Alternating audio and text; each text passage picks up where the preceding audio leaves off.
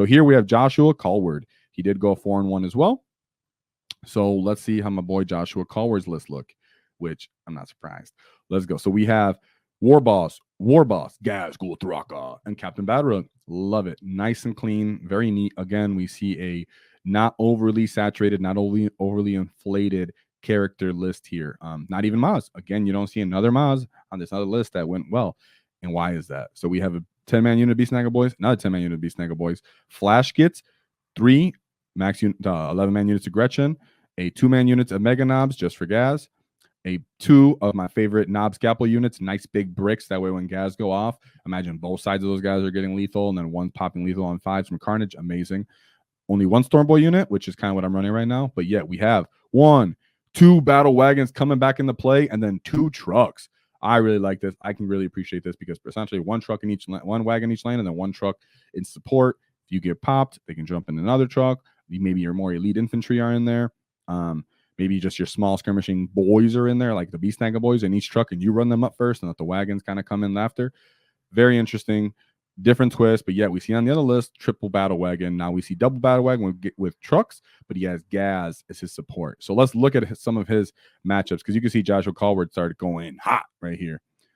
So we have on his first matchup, where he got 100 points, he went into 1,000 Suns. So we have Aduman, Exalted Sorcerer on disc of Zeech, Exalted Sorcerer disc on Zeech, Infernal Master, Magnus the Red, 1,000 Suns Demon Prince with Wings. The only thing that surprised me here was 1,000 Suns Demon Prince with Wings. 1, 2, 3 Rubric Marines, 2 units of Munilect Vortex Beast, 2 units of Cultist, 2 Zangor Enlightened. So I love that he's at least trying to bring just more units for more activations. He still wants to do damage with these characters and their enhancements. Still bringing Magnus and Arum on his own, still pretty awesome.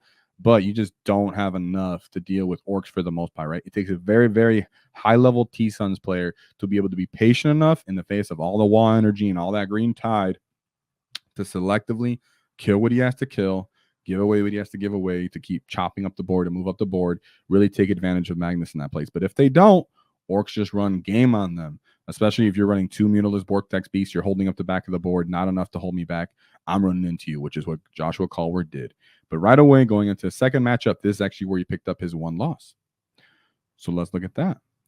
And by no surprise, it's Imperial Knights. Now, what I mean by that is Imperial Knights are not seen as one of our more super difficult matchups in our tier list, but it is one of those matchups that we said if you bring the wrong or a different orc archetype than something like Squighog Boys or something that's not exactly already meta from what's been common prior to the data slate, such as a bunch of wagons, Imperial Knights can mess you up because they do great into our mechs, great into our armor, because that's essentially what they have. They just have a bunch of high AP, high damage weapons, and then they can just bring a bunch of little, just enough of the Helvrins and the Warglaves, a couple assassins here to play the mission, and then, of course, he still has to be an exceptional knight player to be able to stay away from you, to not get blown up on the wall and killed when Ghaz is there to give lethal and unbridled carnage. But all in all, you know, you don't want to see a Knight Lancer and Canis Rex, especially not Canis Rex, when you're running multiple wagons. Like, oh, here we go. These guys are gonna have a hard time, and then he has just enough little headruns to sit back and try to shoot and deal with you. So this still had to be an exceptional Imperial Knights player to be able to take down Joshua Cowlard. So it's not just that it's hard, but when you're running that kind of match type, it can be very hard. So he still was trying to play the mission by getting 70 points, but it happens. So in his third matchup, though, again, he put up another 100-point win. And by here, he's going Adeptus Mechanicus. So we have the Tech Priest Manipulus, Tech Priest Manipulus, Tech Priest Manipulus. Ooh, very creative. No, I'm just kidding. And then we have 1, 2, 3 Skitarii, Skitarii Vanguards, right? All of them? Yeah. Skitarii Vanguards. But here, like we've seen in the opposite of the other list, he doesn't have a ton of chickens with last cannon. Instead, he went all breachers. So the breachers do really, really good damage. They have like an odd durability to them. They're just not really that slow. They're just kind of slow, and they don't really play the mission too well. I feel like you would still have board control on this list. And they have nothing to really hold you back. The other list had all those chickens that could run you down, pick up your elite infantry, even use their big stupid bases to slow you down if they have to. So instead, he just has a fat gun line. We have the Onager Doomcrawler, the Sterilizers. Maybe these are the guys that actually go back into the... I even messing up their names sometimes. No. The Sterilizers are the guys that hit stuff, right? Yeah. Yeah. Oh, no, wait. No, these are the Talon guys. I was wrong before. These are the guys that go into Deep Strike Reserve when I said it before. I'm sorry to anybody I messed up. I'm a prop. Oh, that was messed up of me. These are the guys that can actually get back up, go into reserves, and come back down. Very cheap for a unit like that. It's pretty much Storm Boys, but they get to go back into reserves. Cerberus Raider, infiltrators. So I like that he brought a bunch of different activation units because he just wants to sit behind his breachers and just lay down the firepower because that's the most reliable firepower that they have in Adeptus Mechanicus right now. But as you can see, you're not playing the mid table, unlike that other list that actually did get a win over the orc player. He had stuff that can, once he popped your wagon, once he popped your truck, he could run you down and charge you on that. In this case, he didn't. So then he's going to his fourth matchup. Joshua put up another 100-point win here. Mind you guys, every time you do something like that, you start putting hundreds, you know that your next matchup is getting progressively much, much harder because just getting a win, just like another person, isn't exactly equal. The immense score you get by getting 100 puts you up against the next person, best person that you possibly can. And then you do it again. You're very much doing the opposite of submarining. You're sky rising right there. You're going for every hard matchup that you possibly can end up running into. So in his, what was that? Yeah, in his fifth, what was that? Ooh. Yeah, I had a brain fart. 1, 2, 3, 4. Let me see, Craig. Yeah, in his fourth matchup, he went into another war boss. And this war boss had the Mushroom Kingdom. So we had a beast boss, Gazgul, Captain Radrook, Nobz Smash Squid, Elwapis Kill Chopper, war boss in mega armor, and a weird boy. This is looking like a very common archetype that we would be running as in our community or the orcs as a whole prior to the data slate. We have 1 beast Snagga Boy unit, 2 trucks, flash Gitz, 2 Gretchen, a kill rig. I spoke too soon.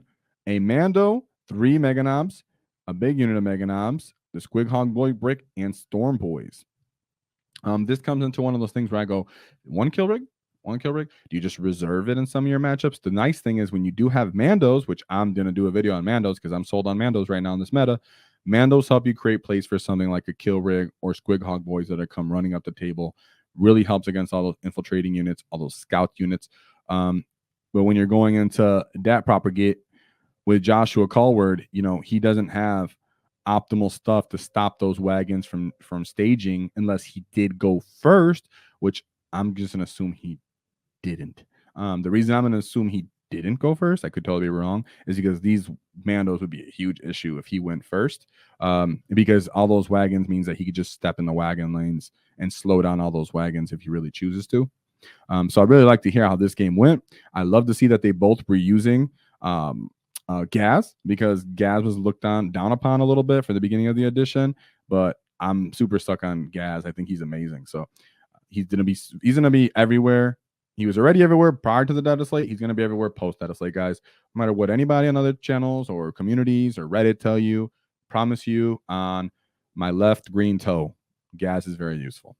And he would just catch so many enemies off guard with that much damage. So we have his lowest scoring matchup with Joshua with only a 63-point win going into Thousand Suns again, right?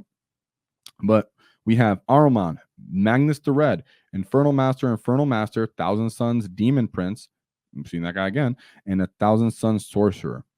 Rubric. So a little bit more rubrics. 2 Zangor, Mutilate Vortex, and a Rhino. Almost looks identical. This is where it comes down to the pilot, the character, and also, like I always like to say, the mission. So very interesting that he got such a low score. A little disappointing that, you know, I don't know why it happened. It definitely does happen. You can time out. A player could take too long. Weird, kind of hard to score mission. But definitely wanted, you know, that could have definitely thrown him up into like top 10 if that didn't happen, because he was doing so good. So great job, Joshua. And then going into his last but not least matchup, he went into a Dracari.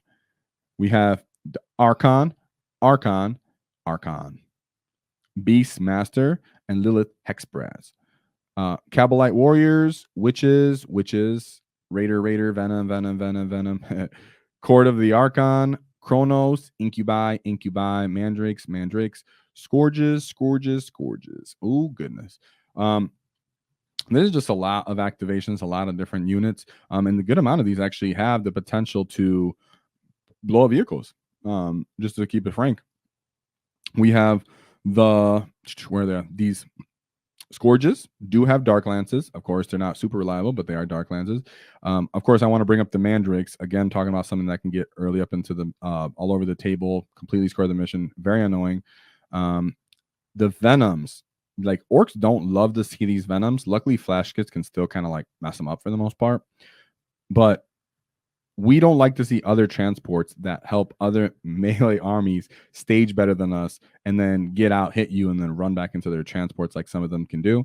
I believe witches can do that, but I believe any of the units can do that based off a strat, but witches can move in any direction. So you have to be aware of that. And then we have the only 2 raiders here with the dark lances. So we know that with their +1 to wound, additional AP, having the archons in there, they can beat you up in a skirmish so well. But like always, they're still Eldar. They're still very soft. Something that I'm for sure knowing that helps in this matchup is when you have flash kits staged somewhere where they start punishing these units for trying to move around the battlefield. They don't necessarily have a lot of volume range shooting, so the Eldar do have to come and get stuck in with you. Sure, they have good tank, anti-material weapons with those dark lances, and they do have splitter cannons and such like that. Still not really a significant amount to scare orc players. They have pistols. They can throw these phantasm grenades you have to be aware of for anti-tank as well. But all in all, they're going to try to just charge you. That's where they're looking to deliver the most of their damage, where CP management of fight and death, still trying to artist nails on certain units. I wouldn't say on this list necessarily, but even a small unit of boys running up to a venom if it can, which it probably can't because it has reactive movement. But for example, sorry, I was thinking of the was the Talos on here, right? Where was he?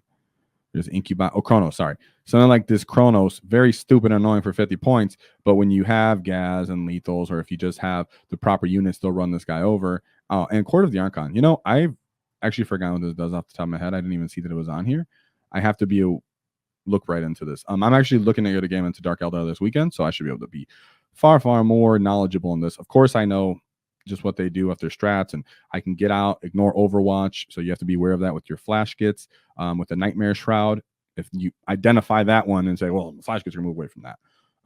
Other than that, mission does play a huge factor. Eldar still don't play the primary too well, and that's just a fact. So the mission play will matter. You just have to be a KG orc player, not give them all and let everything charge into you and run back to their transports. So a great job by Joshua Cowlard. As you've seen, between these 2 orc players, we had 5 battle wagons. So are battle wagons viable? Can battle wagons be played? Yes, absolutely. But you need the threat saturation all the time. And that just goes for orcs as a whole. When we talk about controlling your rate of attrition, having threat saturation is a part of controlling your rate of attrition. You have to be like, well, I can give this away, but not multiple of these away. You have to look at your enemy and know, do they have enough weapons to pop all my transports? Should I be hiding them? Do they not have enough? So I could just charge everything in their face, stand in the middle of the table, say, go ahead and pop one of my trucks. I still got all my other wagons. So this is very much a generalship ability and metric to go by, but very viable. And if you're going to run kill rigs in response, you'll probably end up going 3 and 2 instead. But if you bring multiple kill rigs, you can still have a very similar response.